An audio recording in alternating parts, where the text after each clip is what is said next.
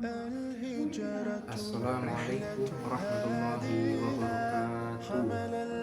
Perkenalkan, nama saya Ahmad Mastiar dari Fakultas Syariah jurusan Hukum Keluarga Islam, kelas 1C, dengan NIM 25120 1082. Kali ini saya akan menjelaskan pengertian zakat menurut bahasa maupun istilah. Zakat secara bahasa yaitu tumbuh dan suci, sedangkan secara istilah zakat adalah mengeluarkan sebagian harta tertentu yang diwajibkan Allah Subhanahu wa Ta'ala untuk diberikan kepada orang-orang yang berhak menerimanya dengan syarat-syarat yang telah ditetapkan oleh Allah Subhanahu wa Ta'ala.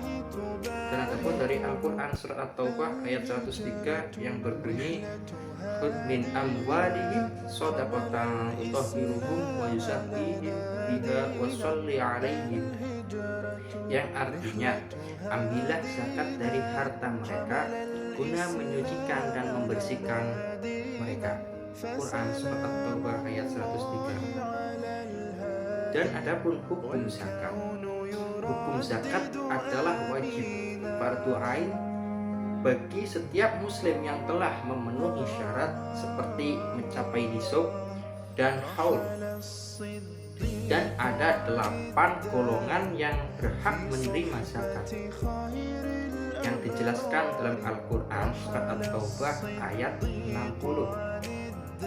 Yang pertama, fakir. Fakir adalah orang yang hampir tidak punya apa-apa dan sangat membutuhkan bantuan. Yang kedua, miskin.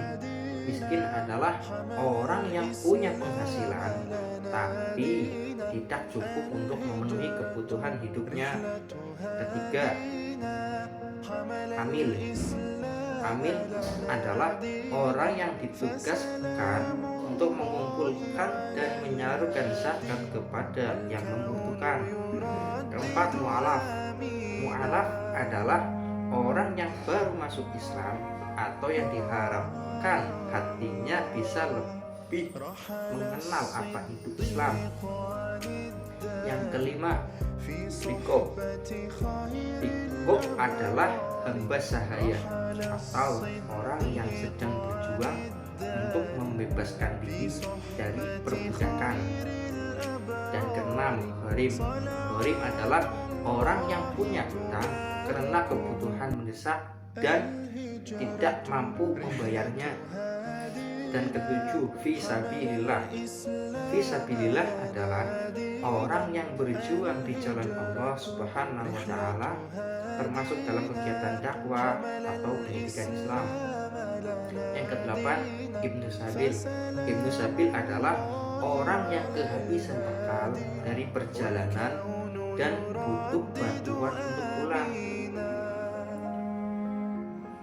Dan sini juga ada maqasid zakat atau tujuan dilaksanakannya zakat, yaitu pertama, menyucikan jiwa dan harta, dan yang kedua, menolong fakir miskin, dan yang ketiga, menumbuhkan rasa syukur dan solidaritas sosial, dan keempat, menyebarkan keadilan dan keseimbangan ekonomi. Kelima, sebagai bentuk ketaatan kepada Allah Subhanahu wa Ta'ala dan yang merupakan bukti keimanan nyata. Jadi dalam maqasid ini adalah untuk menyucikan jiwa, menolong sesama, menumbuhkan rasa syukur, serta menjaga keseimbangan sosial dan ekonomi dalam masyarakat. Sekian dari saya. Apabila ada kekurangan mohon dimaafkan, dan apabila ada kelebihan semata-mata datangnya dari Allah Subhanahu wa Ta'ala. Sekian dari saya. Wassalamualaikum warahmatullahi wabarakatuh.